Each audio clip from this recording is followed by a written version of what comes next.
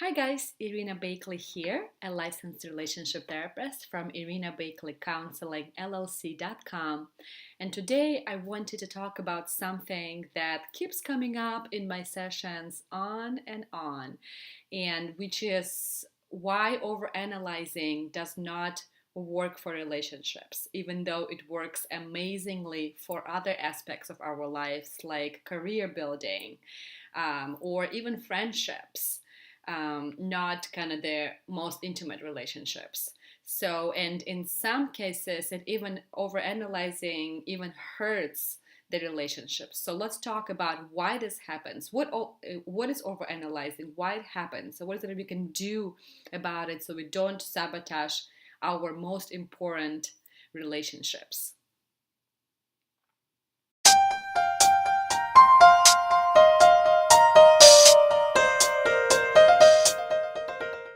Okay, so let's talk a little bit about what is overanalyzing first. So overanalyzing is basically means overthinking.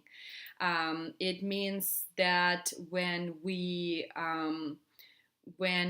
want to maybe plan something or we want to make some kind of a decision, we we think about like million different scenarios on that particular option or choice or decision, and so our mind starts racing, our thoughts race, and we want to make it the best, we want to make the best decision, but really we feel stuck in this paralysis by analysis, which might drive crazy your partners who are not like that.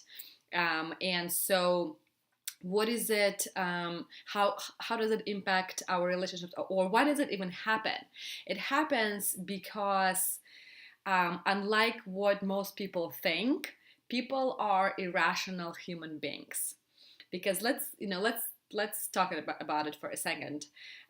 We would like to think that we are smart, right? We are intellectual, we are rational beings, and that we always make a decision that suits our best interests best, right?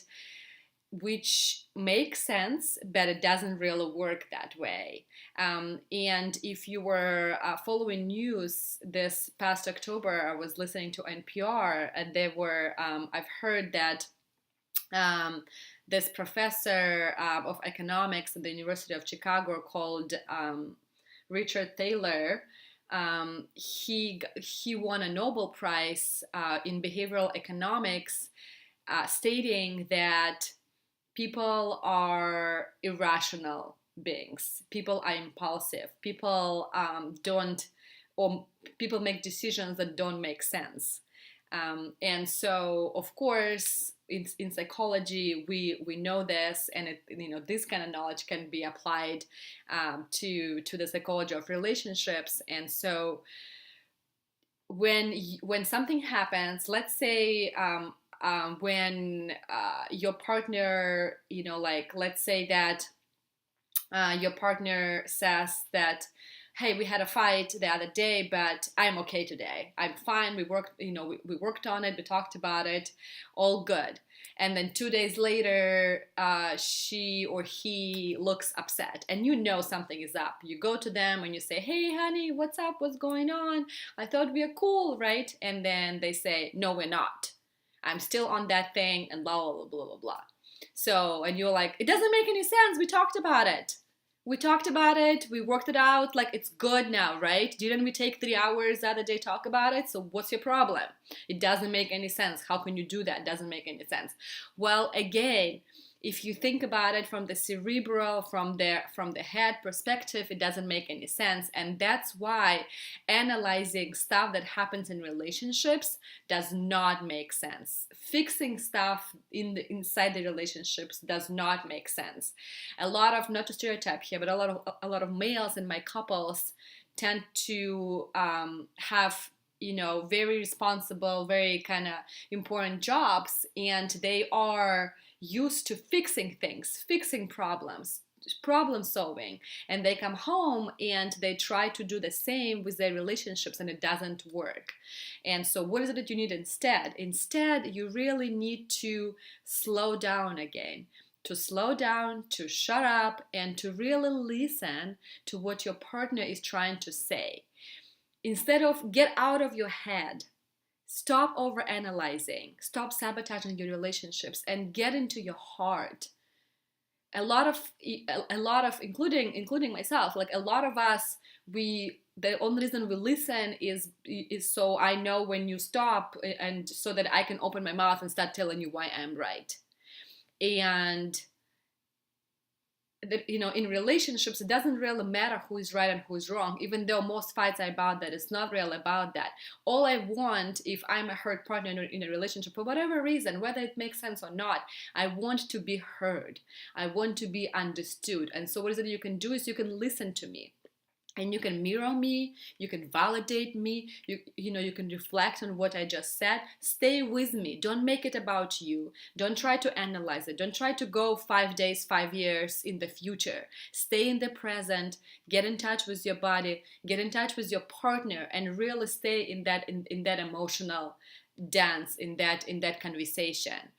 And I talk a lot about in more details about it in my book, a 5-step connection guide to what is it called, to your dream marriage. Here you go. And so again, I hope that you understand that what you fight about is not as important as how you fight.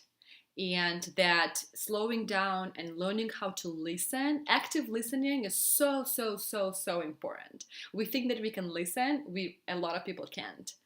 And because it's not about what I have to tell you, it's about you holding my opinions, my feelings, my whatever emotional stuff happens in you. And for that, you really need to listen to me. Okay, so I hope this was helpful. Like always, thank you for watching. If you have any questions, let me know. You can email me, you can call me. I would be happy to help you navigate through any kind of particular situation, or through figuring out whether how we can stop analyzing and over analyzing, and really start being more present minded and grounded. Okay, see you guys soon. Bye bye.